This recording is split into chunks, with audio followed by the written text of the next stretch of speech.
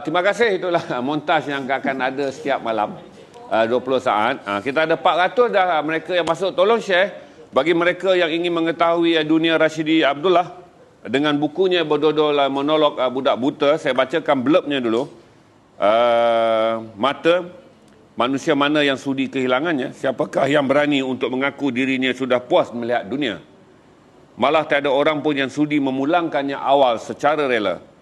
Ujian kita berbeza, cuma ujian mengapa kita diuji saja itu sama. Setiap daripada kita pasti ada jalan cerita untuk diceritakan. Siapa sangka sepasang berbola mata tidak bertulang mampu mematahkan hati sendiri setelah sinarnya menghilang. Nama aku Syidi. Inilah sebuah perjalanan yang dipintal ujian seorang perkasa yang cuma menangis di bawah bantal. Itu adalah blurbnya. Manakala dia punya tagline adalah biarkan aku buta jika itu saja cara untuk membuat aku kembali celik. Rashidi di studio sekarang. Selamat datang Rashidi. Assalamualaikum warahmatullahi wabarakatuh. Terima kasih. Saya teruja sebenarnya hari ini. First time. First time? First time masuk FB Live. Oh, okey. Alhamdulillah. Akhirnya dapat juga masuk.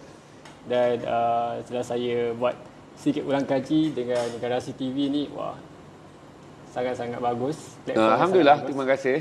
Membuka peluang untuk peniaga-peniaga kecil untuk mempromosikan barang yang tahniah. Anda mendengar suara dengan jelas? Kalau kata suara Rashidi jelas, sila kata jelas. Kalau tidak, saya minta teknikal baiki sebab dia seorang yang soft spoken. Dia tak menjerit seperti saya walaupun mic dekat. Saya tak boleh kata Rashidi menjerit, mic jauh. Kerana saya selalu hanya boleh pesan. Boleh dengar? Boleh dengar. Okey, semua kalau reply baik berarti suara Rashidi yang anda dengar adalah jelas. Rashidi, pertama saya akan tanya soalan. Awkward ataupun tidak adalah perkara biasa kerana saya akan bercara terus terang. Anda tidak dapat melihat ataupun hanya mampu melihat dalam pada jarak 20% sejak lahir atau bagaimana? Okey, saya sebenarnya dilahirkan normal dengan penglihatan yang normal. Tidak ada mempunyai masalah penglihatan, sedikit pun tidak mempunyai masalah penglihatan. Sehingga saya berusia 17 tahun, ketika itu saya lagi sebulan nak menghadapi trial SPM. Ketika itulah doktor mengesahkan saya menghidap glaukoma. Okey. So glaukoma ni kalau nak diikutkan ada beberapa faktor yang menyebabkan glaukoma ni, iaitu genetik, kencing manis, diabetes dan faktor usia. Macam saya ketika itu saya berusia 17 tahun. Ketiga-tiga faktor ni tak ada pada diri saya. Setelah diselidik, rupanya punca utama saya menghidap glaukoma ni, dapat glaukoma ni disebabkan oleh ubat titis yang saya gunakan sejak tingkatan 1, 13 tahun. Okey. Ubat titis punca dia? Ubat titis tu. Okey, sebenarnya saya ambil ubat titis tu untuk merawat alahan pada mata saya. Okey, sebab alergi. masa saya berada di tingkatan 1 tu, mata saya mengalami alahan yang sangat teruk lah. Gatal. Okay. Jadi saya ambil ubat titis tu, dan bila saya ambil ubat titis tu, alhamdulillah mata saya okey. Dan bermula dari situlah saya dah bersama ubat titis tu sehinggalah ke tingkatan 5 tu. Satu tempoh masa yang agak lama menggunakan ubat titis yang sama setiap hari. Bermula dari mendapatkan dari klinik swasta, kemudian mendapatkan sendiri di farmasi. So steroid dalam ubat titis itu telah merosakkan saraf mata saya dan menyebabkan saya mendapat penyakit glaukoma. Dia berlaku secara perlahan atau mendadak? Dia sebenarnya berlaku secara perlahan. Saya tak sedar, tapi sebenarnya kalau dari apa yang doktor kata, penglihatan saya itu dah hilang lama dah. Mungkin dalam 2 tahun ke belakang, 3 tahun ke belakang, tapi saya tak sedar. Tapi bila diingat semula, memang banyaklah peristiwa-peristiwa yang sebenarnya saya ni dah tak nampak, tapi saya tak perasan saya tak nampak. Sebagai contoh?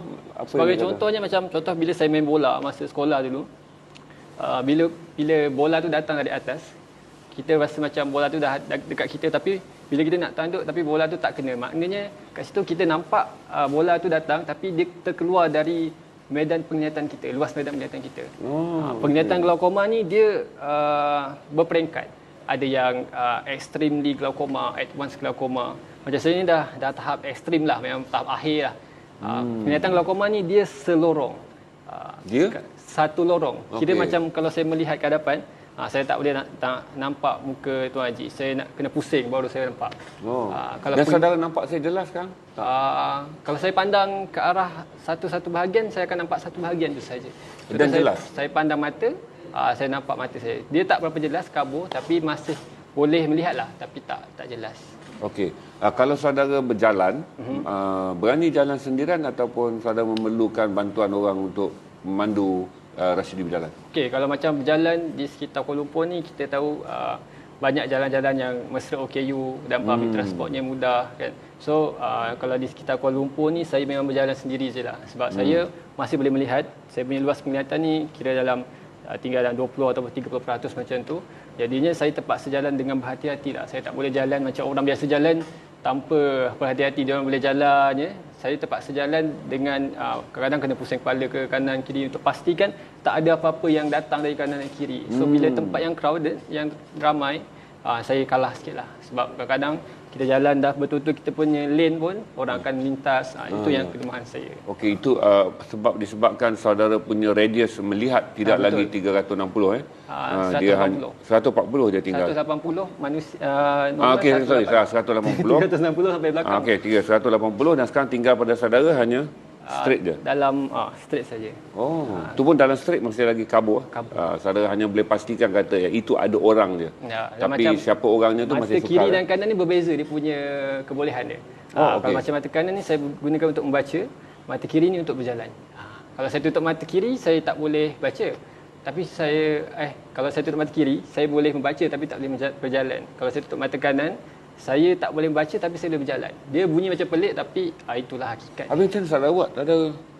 So dah selama hampir 12 tahun ni saya dah membiasakan diri saya menggunakan kerjasama kedua-dua mata tu. You dah boleh manage Kalau nak membaca berarti dia akan datang pada mata sebelah kalau ini. Kalau macam saya nak baca, kalau saya tutup mata kiri saya boleh baca tapi tak boleh nak berjalan. Kalau saya nak berjalan, kalau saya tutup mata kiri saya tak boleh dah.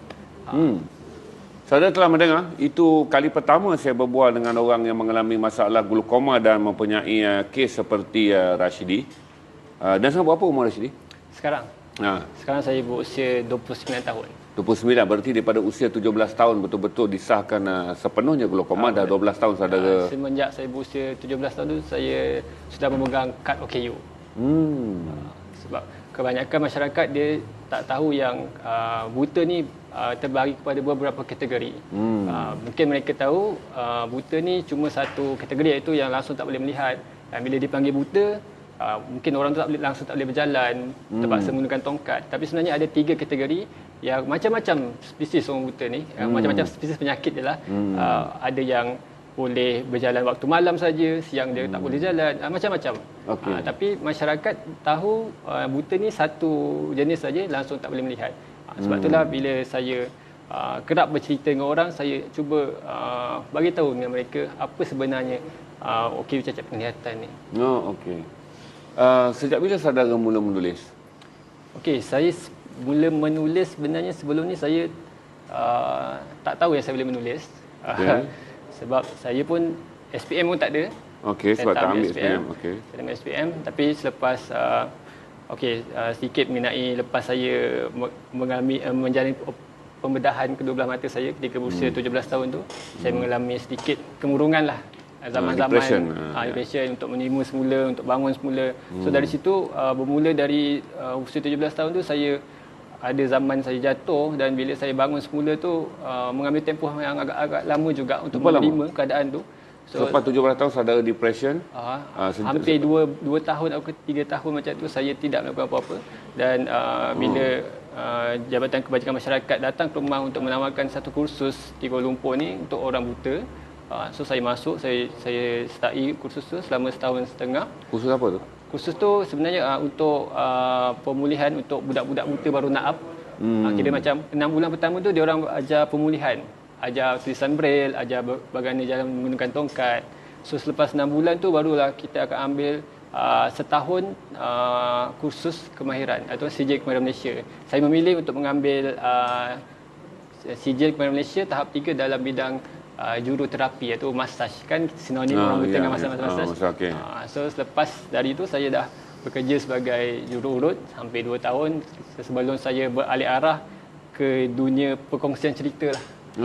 Sebab ada sebuah NGO iaitu Persatuan Siswazah Wanita Malaysia yang dipertuanya Datin Fauziah Haji Muhammad Ramli yang telah mengajak saya untuk menyertai program mereka yang diberi nama Kau Sumber Inspirasiku, So program tu bermula 6 tahun ke belakang, bermula dengan kami masuk ke semua penjara di seluruh Malaysia.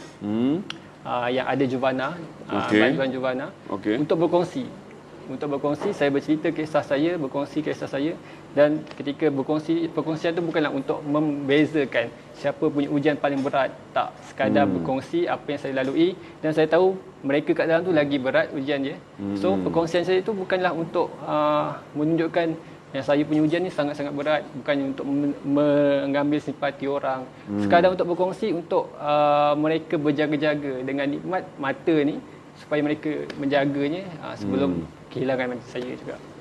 Dari segi emosi, apa yang saudara boleh bayangkan ketika saudara disahkan buta dalam kategorinya, kemudian mengambil masa 3 tahun, barangkali usia 20 tahun, kemudian saudara lalu sijil berkursus sebagai juru urut, bekerja, kemudian sejak 6 tahun lalu menyertai Persatuan Siswaza Malaysia untuk membuat kempen dari penjara ke penjara. Macam mana saudara rasa progres diri saudara sekarang? Siapa Rashidi sekarang setelah walaupun saudara tahu, saudara tak boleh menolak takdir bahawa saudara buta?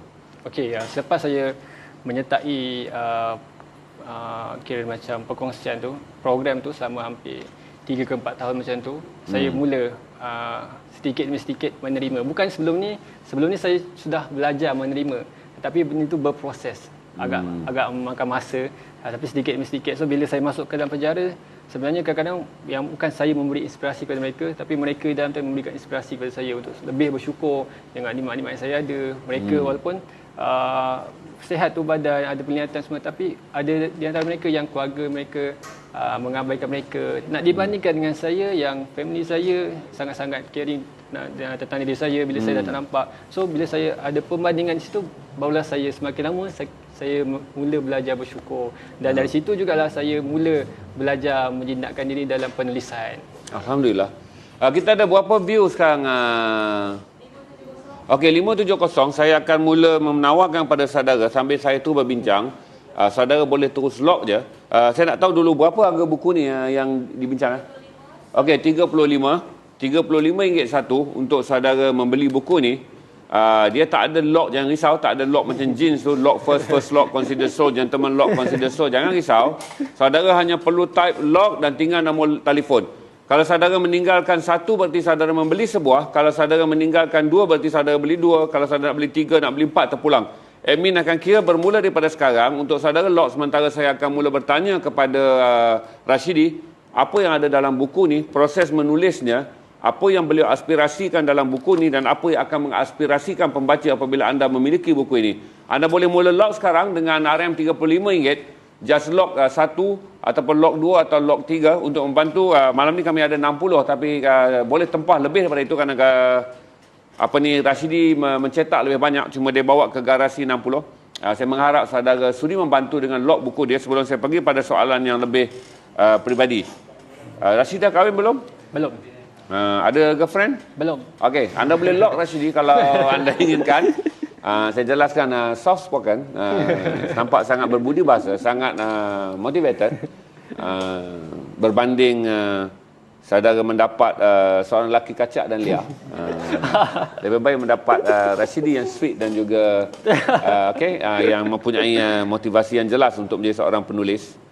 Okey, tolong share kepada gadis-gadis yang sedang mencari bakal atau calon. Mana tahu malam ini. Sini, apa ada dalam buku monolog Budak Buta? Okey, dalam monolog Budak Buta ni terkandung kisah hidup saya, perjalanan hidup saya. Saya menulisnya dengan cara penulisan saya tersendiri. Bukannya sebuah novel. Dia sebagai sebuah monolog yang kita tahu monolog ni dia lebih kurang macam bebelan seorang diri. Betul. Walaupun di dalam hati ataupun bercakap, dia bebelan seorang diri. Macam itulah juga saya bila setelah saya lama, hampir saya menerbitkan buku ni 2 tahun lepas. Setelah hampir 10 tahun saya disahkan sebagai OKU tu, saya banyak menyoal diri saya, apa benda ni, kenapa benda ni jadi dekat aku, semua tu. Jadi persoalan tu saya tulis semua dalam buku ni. Saya jawapan dia semua saya tulis dalam buku ni sebagai satu perkisahan, bermula daripada saya boleh melihat, lepas tu bagaimana saya ketika proses saya melalui pembedahan, proses saya mengalami zaman kemurungan, bagaimana saya bangkit, bagaimana saya sampai ke hari ini. So di dalam bahagian kedua juga terkandung saya tak ingat berapa puluh, ada dalam 60 puisi. Okey. Anda juga menulis puisi seorang penyair tentang kehidupan. Puisi ini juga tidaklah berskema puisi semata-mata, dia lebih kurang macam monolog juga, bermain dengan rima. Saya juga mengambil gambar, street photography. Gambar-gambar saudara snap sendiri ni? Gambar-gambar dalam ini kebanyakannya adalah gambar dari saya. Saya memang salah satu hobi jugalah. Okey. So sekarang ni saya ada banyak gambar dia snap agak menarik. Saya fikir dia ni adalah gambar yang orang bagi. Rupanya ini ada daripada personal foto yang dia shoot menggunakan kamera. Sebagai saya mempunyai penglihatan selorong tu, saya boleh menggunakan kamera lagi. So bila saya ambil gambar, so macam bila saya dah ambil gambar tu, saya boleh melihat gambar tu dengan lebih jelas. Kalau saya tengok sekarang ni, Tuan Haji tak clear kan, tak full. So bila saya ambil gambar, saya tengok dekat skrin kamera tu, saya boleh nampak full. Itu fungsi kamera pada itulah saudara. Fungsi kamera itu sebenarnya. Tapi dalam pada masa sama saya menangkap juga gambar-gambar tentang kehidupan. So saya combinekan untuk menjadikan puisi. Okey, menarik kerana dia memerlukan kamera. Sekiranya satu objek yang dia lihat tak jelas, dia akan snap dan dia akan tengok dekat di skrin kamera dan atau handphone, itu akan membantu dia untuk melihat subjek yang kabur. Berarti kamera adalah mata kedua yang akan membantu dia untuk menikmati apa yang dia tak dapat nikmati dengan mata yang pertama. Menarik. Ini dah print yang berapa banyak yang dah saudara jual melalui buku setelah jalan ini begitu jauh? Sebenarnya dicetak atas tidak ada apa mana-mana publisher. Okey. Mula kami nak cetak, hantar ke manuskrip kepada banyaklah publisher, tapi dia mengambil satu proses yang lama, panjang lama. Ya. Jadi kita macam dah tak sabar nak buat benda ni. Jadi kita yang kita boleh tengok ni, yang di Petua Persatuan sendiri, iaitu Datuk Fauzan ni telah mengambil inisiatif untuk mencari dana, mengumpul dana untuk mencetak buku ni. Dan adalah saya top up sedikit dan mereka beri dana semua. Tercetaklah 1000 naskah buku ni. Dan buku ni saya tak jual pun, saya tak buat apa-apa marketing, saya sekadar jual di atas talian di Instagram, Facebook. Dan yang paling khususnya saya menjual ketika melakukan program di seluruh Malaysia. Tuan-tuan dan perempuan, sekali lagi saya beritahu saudara boleh membantu Rashidi untuk mendapat buku ni, dan yang paling penting saudara akan membaca monolog ataupun apa yang tercurah dalam isi hati seorang yang kehilangan penglihatannya pada usia 17 tahun. Bayangkanlah dia melihat dunia dengan begitu jelas hingga dia berusia 13 tahun. Masih bermain bola pada usia belasan tahun hinggalah dia disahkan glaukoma dan kehilangan 80% penglihatan, dan sekarang dia telah melalui tahun yang ke-12 sebagai OKU yang kehilangan penglihatan, dan dia menceritakan banyak dan cerita dalam kisah ni. Saudara boleh log saja kalau nak log macam biasa, log nombor telefon dan kemudian nyatakan jumlah saudara nak beli. Kalau saya tulis log nombor telefon 1, berarti saudara beli 1, log nombor telefon 2. Begitulah angka-angka seterusnya untuk membantu Rafizi menghabiskan stok buku monolog budak buta ini. Rafizi, apa yang sebenarnya saudara lakukan sepenuh masa sekarang? Sekarang sepenuh masa saya dengan persatuan sebagai freelance motivator ataupun storyteller lah. Okey. Sekarang ni musim COVID ni, PKP ni agak perlahan, sebabnya kami terpaksa membataskan pergerakan sebab kami punya program sebelum ni di lapangan, pergi ke sekolah, pergi ke universiti. Jadinya sekarang ni banyak buat program di atas talian, dia sangat terhad lah. So saya nak beritahu macam mana saya punya penglihatan saya ni. Seperti kalau saya melihat burung ni seperti ini. Kelilingnya adalah gelap. Dengan dia berkongsi sekarang, saya tunjuk Rafizi mengatakan sekarang kalau saudara nak melihat visual yang dia boleh lihat berdasarkan mata dia sekarang, ini. Berarti beginilah bentuk penglihatan dia sekarang. Di kelilingnya kelap dan hanya bahagian burung ni saja yang dia dapat lihat. Tetapi burung tu gelap, berwarna hitam. Dia hanya seperti melihat siluet saja sebenarnya, dengan menggunakan latar cahaya yang ada di belakang, dan subjek yang terlindung oleh cahaya akan menghasilkan siluet. Itulah bentuk penglihatan dia yang menjadi back cover pada buku ni. Manakala front cover adalah wajah dia dan matanya sebagai subjek utama untuk saudara lihat. Dan saya ingin tanya lagi pengalaman, apa yang terburuk yang pernah anda alami setelah anda kehilangan penglihatan, terutama respon di persekitaran. Secara emosi saya dah nyatakan saudara mengalami depression dan kembali pulih setelah 3 tahun.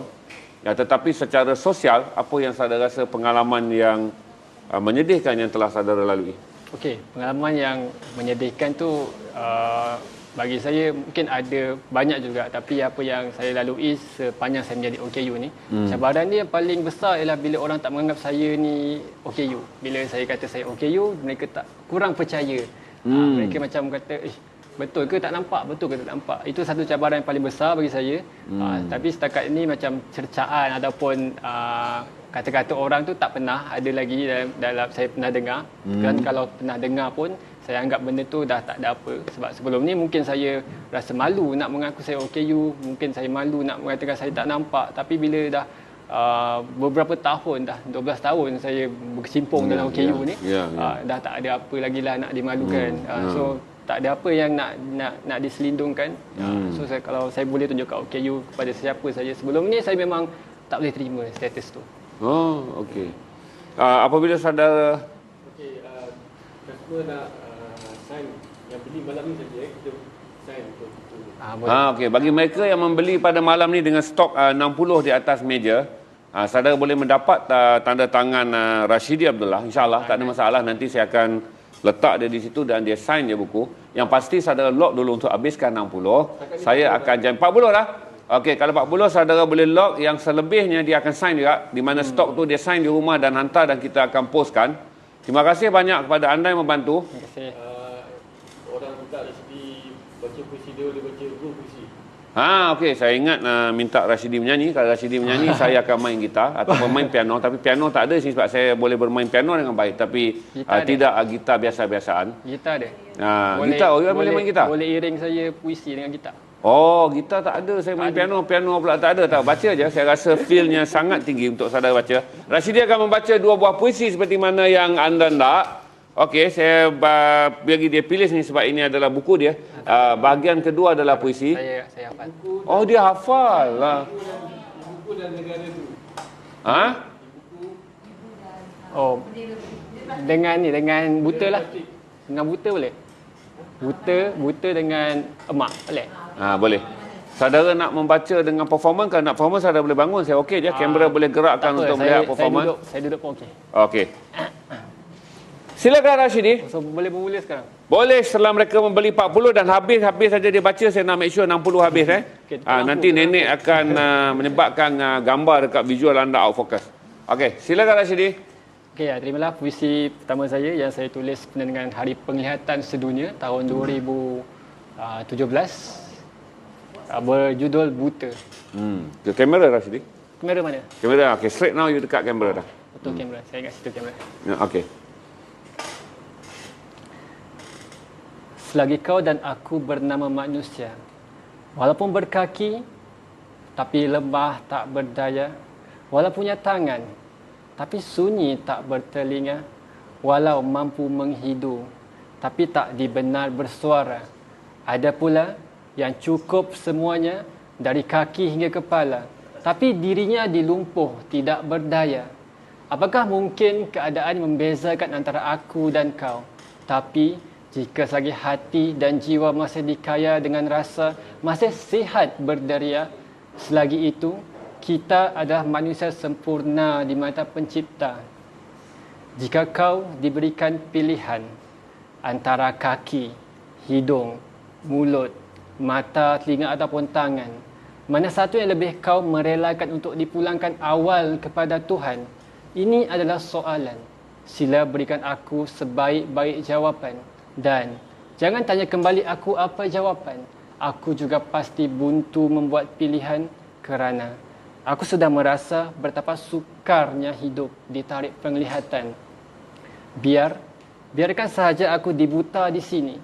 Jika itu satu cagaran agung untuk aku dibangkit celik di mahsyar nanti. Benar, ada kalanya aku mengeluh kerana tak nampak apa yang ada di hadapan.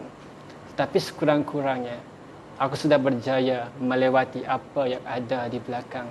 Okey, sekian itu puisi buta yang sangat tepuk, jangan tengok je saudara, tepuk di depan kamera saudara. Walaupun saudara bersendirian di kedai kopi, walaupun saudara akan dilihat aneh, tapi tak apa, tepuk saudara ikhlas. Dan Rafizi akan pergi pada puisi yang kedua kerana ada janji 2 tadi. Admin tolong bagi tahu lognya kerana saya mengharapkan kita sold out 60 dan kita akan buka untuk log tambahan bagi buku yang stok di rumah. Kerana first 60 saya akan bagi special edition iaitu ada hashtag Rafizi. Manakala log yang di rumah saya dapat datangan je. Kalau log dulu cepat bagi 60. Puisi yang kedua dari Rafizi apa judul dan terus bacakan saja Rafizi. Okey, puisi kedua berjudul Emak. Emak.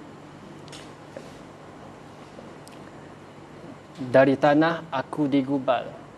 Siapa sangka dari gumpalan darah bertukar tulang, semakin hari bertambah matang. Dari tiada jasad dirakam, sehingga disuluh mula terhasil sebuah bayang. Terima kasih kerana beri aku menumpang di dalam rahim yang gelap berdindingkan kasih sayang. Meskipun tiada angin dan cahaya, namun mengapa begitu tenang? Jika diberikan pilihan, pasti aku mahu tinggal di dalamnya lebih lama. Tetapi 9 purnama itu sudah cukup lama bagi seorang wanita jadi terhilang sabar untuk bertentang mata dengan cahayanya. Separuh mati kau mengerah tenaga, semata nak beri aku lihat dunia. Taruhan ketika itu tiadalah lain cumalah nyawa. Jika hilang dunia, sudah dijanji seindah syurga. Dari mula perkenalan, kau sememangnya tak pernah mengecewakan. Cuma aku si anak yang kuat melawan, angkara terlupa pada cerita sakit yang pernah engkau telan. Aku terasuh begitu sempurna sampai tak terlihat atau terjumpa sebarang celah. Sedangkan segunung permata belum berupaya membalas jasa. Jadi kalahlah aku jika belum buat kau bernafas bangga. Maafkan tingkah laku yang menggores sewaktu meniti remaja. Dibebel, dileter, tanganku rapat memekup telinga. Apakah sudah terampun dosaku mendustakan nikmat pinjaman syurga dunia? Jika didengar semula, itu semua petua kehidupan sebagai penawar penghenti luka berdepan ujian. Dan waktu dewasa cuma buat aku jadi berganda rindu pada belayan. Bila mengenangkan saat kaki tersungkur di gelincir cubaan, hanya kau yang ada di sisi sebagai teman. Tak pernah tinggal, jauh sekali cuba mengabai, sentiasa menarik dari melihat anaknya jatuh tersadai. Aku tahu waktu itu tak pernah berhenti berjalan. Semakin terasa takut untuk diuji hilangnya kawan. Lambat atau cepat, gagal atau dapat, cuma satu yang berani dijanji, usaha ini tak pernah terputus atau terhenti. Semoga tersempat sebelum salah seorang dahulu pergi. Itu puisi mak yang saya tulis memang khas untuk mak saya. Mak masih ada? Alhamdulillah ada lagi. Mak masih ada. Rafizi tinggal di mana? Saya sekarang ni menetap di Kuala Lumpur, tapi saya berasal dari Gemas Negeri Sembilan. Saya bukan seorang anak Felda. Oh, okey. Tinggal di Kuala Lumpur, maksudnya mak juga di Kuala Lumpur atau mak di Gemas? Di kampung, di Gemas. Di Gemas. Okey. Rafizi tinggal dengan siapa di sini? Di sini dengan kawan-kawan. Oh, okey. Kawan-kawan yang sama tidak minat Ya, atau? sama-sama buta juga. Oh, okey. Tapi kebanyakan mereka bekerja sebagai juru urut lah. Dan Rafizi masih mengekalkan lagi pekerjaan sebagai storyteller ataupun ya, orang masih. yang berkongsi kisah cerita dalam program motivasi. Masih. Okey. Bagi mereka yang ingin ke Facebook, Rashidi ada Facebook? Ada Facebook. Aktif di Facebook? Saya lebih aktif di Instagram. Oh, dia lebih aktif di Instagram. Tak apa, kita bagi dua-dua je. Kita naikkan Sama sekarang. juga lah Rashidi Abdullah. Oh, Rashidi Abdullah, kalau saudara ke Facebook, dah ada Oh, dah ada. Saya yang terlewat. Okey, dah ada dah semua. Mereka sedang post IG dan juga FB Rafizi melalui OBS. Terima kasih Mahfuz kerana bersedia lebih awal. Okey. Saya ingin tanya lagi satu soalan kepada Rafizi. Kita pergi pada soalan-soalan awkward lah. Supaya dia tak jadi seperti sesi temu bual antara juruacara tua dan juga pemenang program Anugerah Belia. Kita rock sikit. Pernah bercinta? Yang berubah muka, kawan bukanlah. Pernah bercinta? Pernah. Okey. Apa terjadi? Saya bercinta dengan family saya je. Setakat. Allah Akbar. Saya tanya soalan yang real. Pernah bercinta dengan wanita sayang? Dengan family dah tentulah. Pernah lah ada rasa tu. Tapi tak jauh perginya. Kenapa tak jauh? Banyaklah faktor-faktor dia yang tak dapat dielakkan. Okey. Biasanya saudara jumpa perempuan, kalau saudara suka, saudara akan cuba memikat? Saya akan try lah. Tapi selalu kena friend zone. Fan zone? Apa maksud fan zone? Friendzone tu kira Saya orang tua, kalau bahasa orang muda saya kurang sikit. friendzone ni lebih kurang macam kena macam mana nak cakap dia Kena macam bohong. perempuan tu sekadar nak kawan je. Oh, okey. Macam tu lah. Fan zone, okey. Friend zone, di Friend zone kan. zone. Nah, mana Friend dia zone. hanya menganggap anda sebagai kawan dan tak lebih daripada itu. Berarti sampai usia 29 saya tak pernah menikmati hubungan percintaan. Belum yang betul-betul lah. Oh, okey. Tak sunyi? Ya? Tak sunyi? Sunyi juga, tapi ada cara untuk menghilangkan kesunyian. Okey. Selalunya apa saudara buat? Saya akan keluar, mengambil gambar, menulis. Itulah cara-cara untuk menghilangkan kesunyian. Merayau di Kuala Lumpur dan merakamkan foto. Betul. Oh, saudara memang minat dengan foto, betul? Sangat minat, agak minat. Bagi saya sekarang adalah masa saya untuk mengumpul fotograf sebelum saya, jika ditakdirkan sebab mengikut apa yang doktor katakan dahulu, penglihatan saya akan hilang sepenuhnya dalam tempoh 5 tahun. Bermula dari 2018 tu, tapi alhamdulillah sekarang dah 12 tahun. Dan kebanyakannya glaukoma ni dia punya penglihatan memang akan merosot sedikit demi sedikit. Ya. Dia Yang akan, pergi kepada buta penuh. dah betul sepenuhnya. So macam dia bergantung pada rezeki juga, cara kita menjalani kehidupan kita. Adakah kita berada dalam keadaan pressure, ia akan mempercepatkan lagi proses buta tu.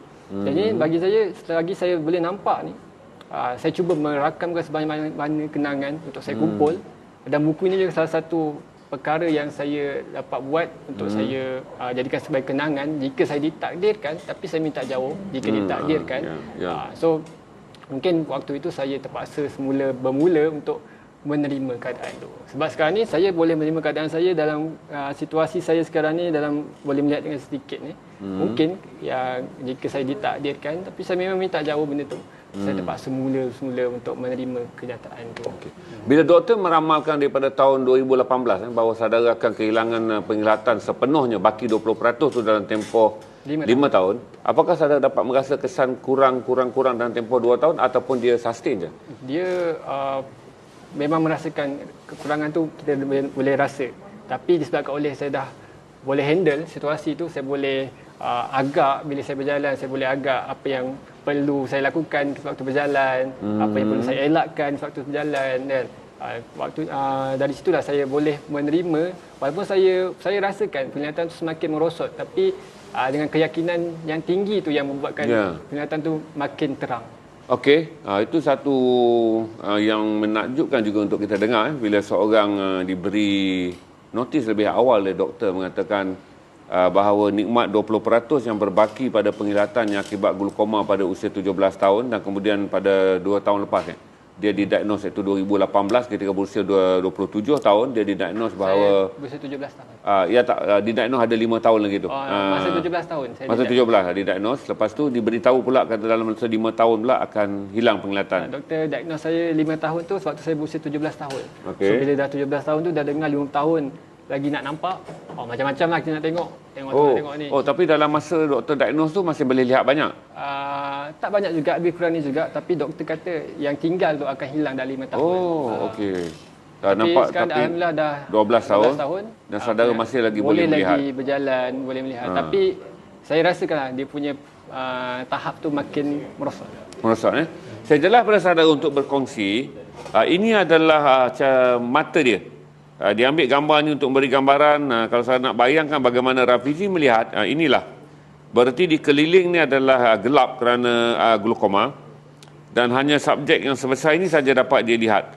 Berarti 80% daripada yang ada ni hilang dan dia letakkan fokus pada subjek ni, maka subjek ini aja yang boleh dia lihat. Ini adalah mata Rafizi yang Rafizi rakamkan dalam bentuk foto untuk berkongsi dengan saudara untuk merasakan atau membayangkan bagaimana keadaan matanya. Okey, ini gambar yang sangat simbolik, iaitu back cover. Di depan front cover buku ni masih lagi menunjukkan matanya, dan opposite adalah menggambarkan mata yang melihat inilah saja yang dapat dilihat. Okey, admin, berapa kita dapat tempahan buku admin sebelum saya Apam tengah kira, tak apa, saudara tempah je, unlimited bukunya. Bagi mereka yang baru masuk, yang mendapat kongsi, tamu kita adalah Rashidi Abdullah, seorang yang menderita penglihatan. Saya mula-mula nak sebut orang buta pun saya segan, tapi dia sebut diri dia orang buta. beliau orang buta yang hanya tinggal 20% penglihatan akibat serangan glaukoma. Kerana dia mengalami masalah alergik mata yang serius pada usia 12 hingga 17 tahun. Dia menggunakan ubat titik. Akhirnya ubat titik yang mengurangkan kesan alergik telah menyebabkan berlakunya glaukoma. Beliau hilang penglihatan dan beliau menulis buku ni. Kalau buku ni harga dia RM35, saudara boleh log, letak nombor telefon, letak 1, berarti saudara tempah 1. Saudara log, letak nombor telefon, saudara tulis 2. Kalau saya nak beli sampai 10, just tulis je 10. Okey, tolong, bukan tolong, saya tak menolong, ini adalah buku. Dia bukan jual kepada saya kerja kosong. Beliau menulis buku monolog mengenai bagaimana beliau mencurahkan perasaan dan berkongsi emosinya dengan saudara dalam bentuk bab penulisan serta hampir 20 puisi. Saya rasa ada 20 puisi dalam ni. Lebih 60. 60 buah puisi untuk saudara baca dan dihiasi dengan foto-foto yang beliau rakam dari kamera. Kerana saya akan beritahu tadi, kalau Rafizi melihat satu benda kabur, dia akan snap dengan kamera dia.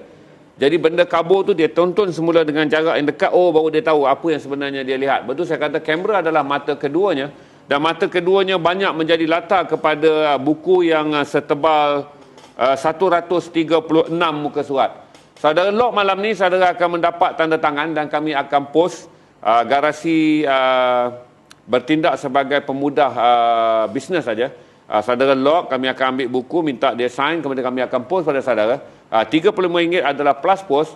Kalau saudara beli 3, RM105 adalah plus post. Saudara beli 10, RM350 adalah plus post. Pastikan saudara membantu, bukan membantu, ayat tu tak betul. Plus pun maksudnya tak perlu tambah duit pos. Duit pos adalah dalam harga free post. Free post. Istilahnya adalah free post. Berarti saudara beli dan bayar, jangan penting, tangan pening dah bayar, buku sampai depan rumah. InsyaAllah. Sebab dia dikirakan free post, bukan plus post. 66. Okey, ada 66 kita jual malam ni. Saya akan cuba membantu Rafizi untuk mencapai jualan 100 buku. Jadi tolong support lagi 36, 34 saja lagi. Saya akan tanya lagi satu soalan kepada Rafizi. 2 pun tak apa. 2 pun tak apa. Dia pandai gurau rupanya. Saya sangat berhati-hati seperti orang kata memegang agar-agar yang lembut. Sebab saya takut saya mencederakan perasaan orang. Tapi dia nampak sangat sporting. Saya buta. Dia sebut dia buta walaupun saya tadi nak buat teks, saya nak guna perkataan apa. OKU bunyinya macam sangat formal. Kalau saya nak panggil dia saudara tak berapa nampak, bunyinya sangat kampungan. Tapi dia kata panggil dia saja orang buta. Okey, dia dah. Saya sering bila saya buat program, saya cuba kata dengan orang, okey, saya sudah OKU, anda bila lagi? Kira macam itu satu kata-kata semangat untuk saya untuk menjadi seorang OKU. Saya sudah OKU, anda bila lagi? Macam itulah. So orang pun akan rasa macam OKU, title OKU taklah berat jika dipanggil. Tapi sebenarnya ramai orang, baguslah orang cuba untuk menjaga hati seorang tu. Tapi bergantung jugalah kepada orang yang kadang-kadang mungkin baru mendapat ujian tu, dia lambat lagi untuk menerima, mungkin dia akan agak sensitif. Tapi macam saya tak ada hal lah panggil saya buta ke apa ke, itu memang diri saya. Jadi kenapa nak diselindungkan benda tu? Memanglah untuk menjaga bahasanya, tapi bahasanya adalah buta. Kenapa untuk nak menggunakan perkataan lain sekadar nak menjaga hati, sedangkan perkataan itu memang yang paling sesuai. Perkataan buta ya, okey. Tadi saya masa nak naikkan teks, saya mau pening kepala nak naikkan teks Foster kan. Tu saya kata nak guna cacat penglihatan, gangguan penglihatan kalau ada lindung kayu. Saya pun pening. Dah susah tu bila kita nak cover straight je. Buta adalah mudah. Buta lebih mudah. Apakah saudara mempunyai ramai kawan daripada orang yang kalangan boleh melihat? Ataupun saudara menghabiskan 90% ataupun 100% waktu saudara dengan orang yang sama-sama buta? Ya, sebelum ni saya boleh melihat. Sebelum ni adalah kawan-kawan yang boleh melihat, tapi mereka semua dah ada yang berkeluarga dan dah tinggal jauh, dah bekerja, masing-masing ada kehidupan masing-masing. Sekarang ni saya memulakan kehidupan baru saya dengan golongan saya, circle saya yang lebih memahami, lebih sesuai dengan keadaan saya, iaitu orang buta juga. Kawan-kawan yang buta juga. Jadinya bila kita bergaul dengan orang-orang yang bukan senasib, kira senasib lah, kira macam seangkatan dengan kita tu, benda tu akan jadi lebih mudah. So kita masing-masing akan memahami, okey, kau tak nampak ke macam tu, takkan ada rasa di hati tu. Okey. Jadinya bila kita berkawan dengan orang yang celik, mungkin mereka terlalu berjaga-jaga dengan kita untuk dalam bahasa. Kita pun kadang-kadang rasa macam nak berkata-kata pasal buta ni pun berjaga-jaga, takut diorang berfikir apa kan. Jadi bila kita berkawan dengan orang buta ni tak ada hal. Memang kita boleh lontarkan je apa-apa kan. Takkan menggores hati. Macam saya cakap tadi, mungkinlah ada orang yang sensitif lagi. Tapi kebanyakannya kawan-kawan saya memang dah tak sensitif lah. Memang diorang dah lasak. Memang hati mereka dah kental lah. Kalau kita panggil dia Roy buta pun tak ada hal dah. Saya fikir kata saya cuba membayangkan kepada saudara semua, jangan hoi-hoi buta. Itu adalah perkataan yang tidak sesuai dari segi adabnya, walaupun mereka lasak. Tapi saya tak fikir kata semua orang selasak, Rafizi. Jadi pastikan saudara menjaga kurang tata, penglihatan lebih masak penglihatan. okay. Tapi bagi saya tak ada apa-apa. Anda berhasrat untuk berkahwin? Ya. Semangatnya. Okey. Saya cuba nak tanya je hal-hal personal kerana di Facebook kita lebih suka bercakap sesuatu yang lebih deep dan confession yang kita kata taklah skema. Saya cuba nak bercakap tentang friendzone tadi. Bagaimana saudara... Saya ingat dah lupa tadi. Saya takkan lupa. Saya takkan lupa. Okey, selalunya friendzone saya boleh saya tak payah sebut nama. Sejauh mana saudara pernah menyimpan perasaan kepada seorang perempuan dan akhirnya hubungan tu gagal? Pernah lah menyimpan perasaan tu, tapi jenis saya tak suka declare lebih awal. Bagi saya kalau bila dah serius baru kita declare. So macam bila berkawan tu sekadar berkawan, tak perlu nak meluahkannya I love you, I miss you. Itu macam terlalu remaja bagi saya.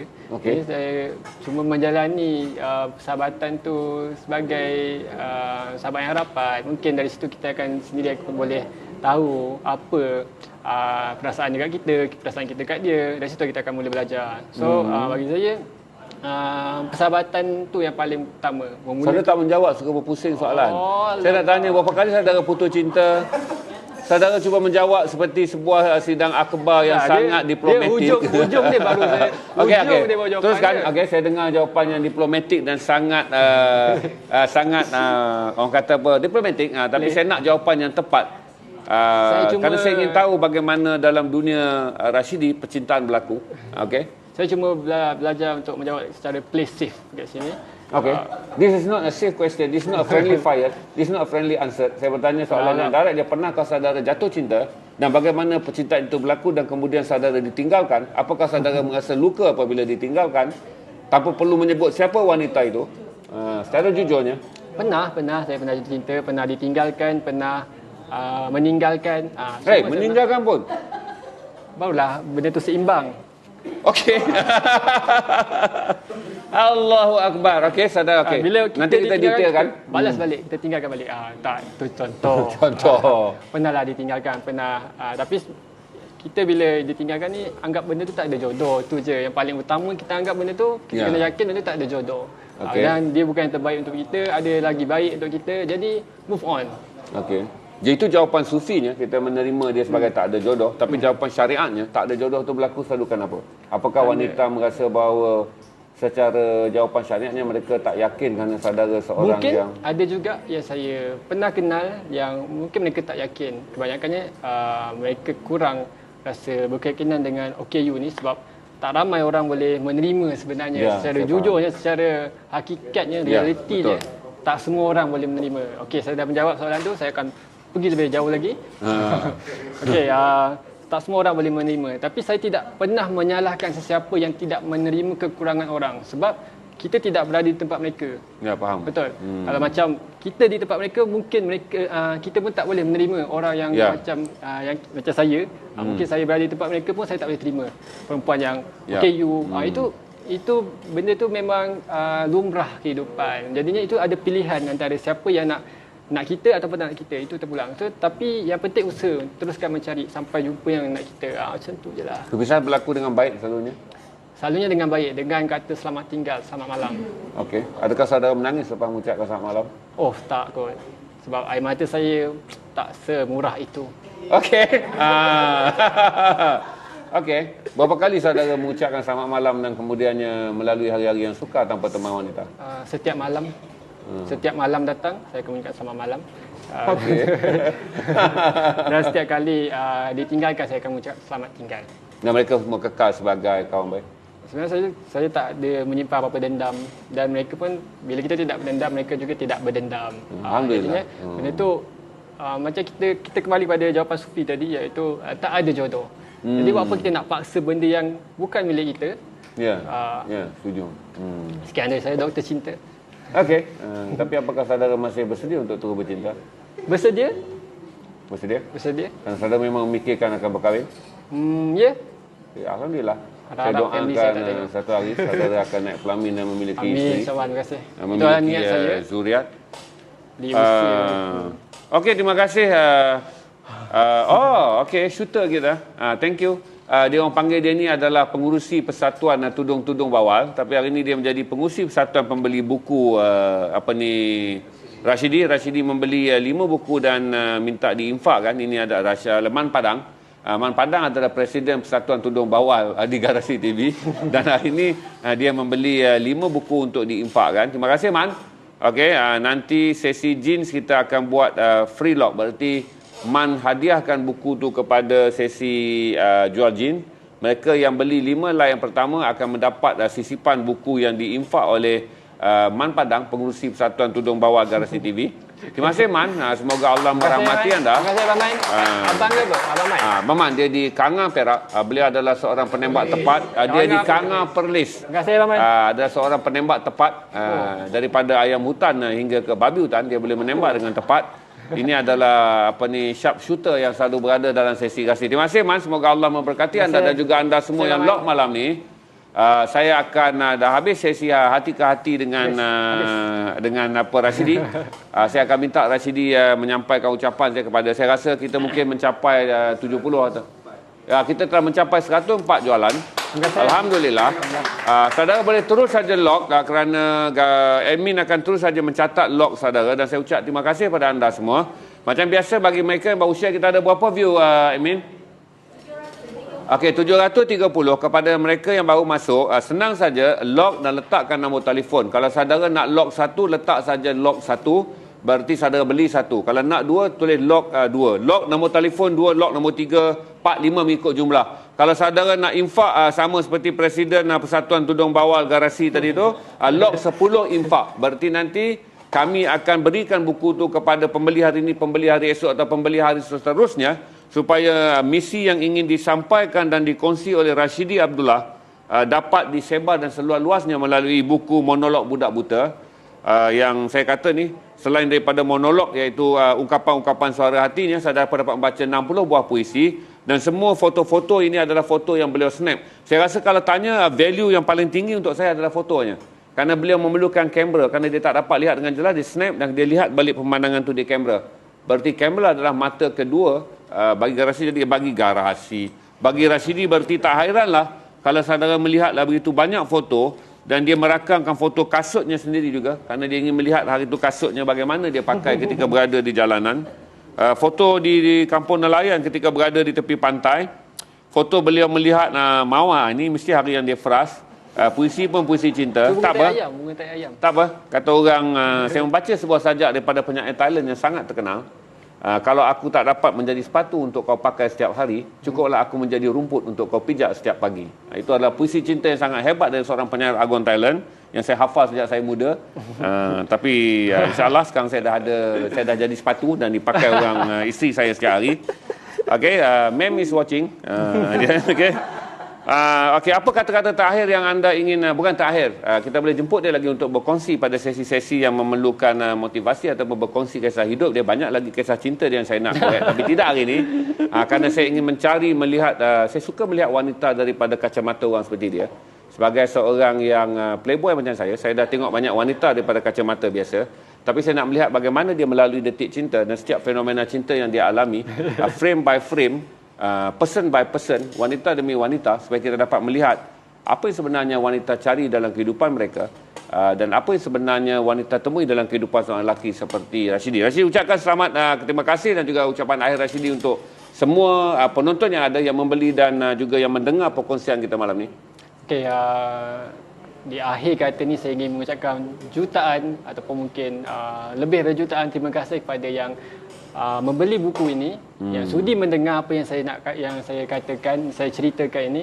Okey, saya doakan anda semua semoga diberkati. Amin. Semoga apa yang anda lakukan ini kebaikannya berbalik kepada anda semua Amin. satu hari nanti dan keluarga Amin. anda. Ya Rabbal Alamin. Yang cuma saya harapkan ialah doakan saya untuk terus kuat dan saya juga mendoakan anda untuk terus berjaya dalam kehidupan.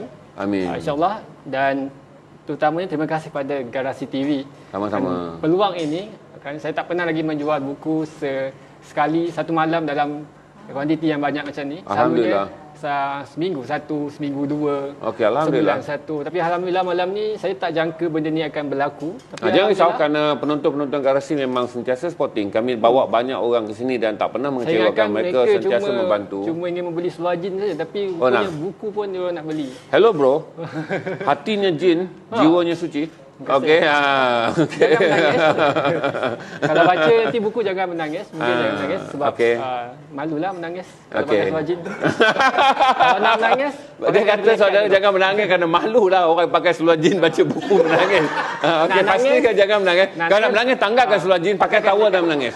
Okey, jangan malukan jin yang saudara Jangan pakai, kata Rafizi. yang saya pun cakap, saya menangis semua di bawah bantal. Jadi okey. takkan anda nak menangis dengan seluar jin? Malulah.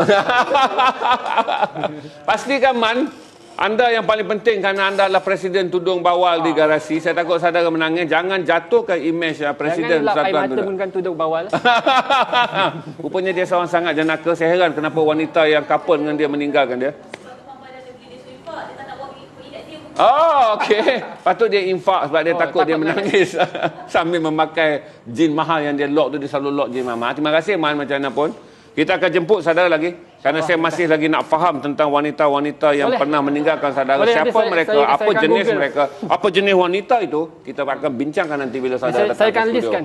Okey, kita listkan nanti. Jumpa lagi. Okey, thank you so much Rafizi.